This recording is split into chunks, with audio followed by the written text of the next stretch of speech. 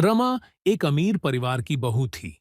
उसका पति एक बड़ा व्यापारी था और उनके पास एक बड़ा घर, नौकर चाकर और सभी सुख सुविधाएं थीं। दूसरी ओर सुमन एक मध्यम वर्गीय परिवार से थी। उसका पति एक छोटे से दुकान में काम करता था और उनके घर की आर्थिक स्थिति ठीक नहीं थी।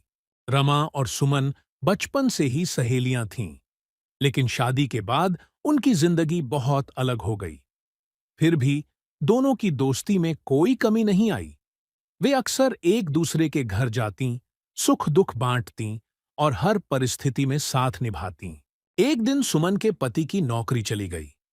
घर में पैसे की बहुत तंगी हो गई और सुमन बहुत परेशान रहने लगी। उसने कई जगह काम ढूंढा, लेकिन कुछ भी ठीक से नहीं मिला। जब रमा को यह पता चला, तो उसने बिना सुमन को बताए उसकी मदद करने की सोची। रमा ने अपने पति से कहकर सुमन के पति को अपनी कंपनी में एक अच्छी नौकरी दिलवा दी। जब सुमन को यह पता चला, तो उसकी आंखों में आंसू आ गए। उसने रमा से कहा, तुमने तो मेरी जिंदगी ही बदल दी, लेकिन तुमने मुझे पहले क्यों नहीं बताया? रमा मुस्कुराई और बोली, दोस्ती का मतलब सिर्फ साथ रहना नहीं होता।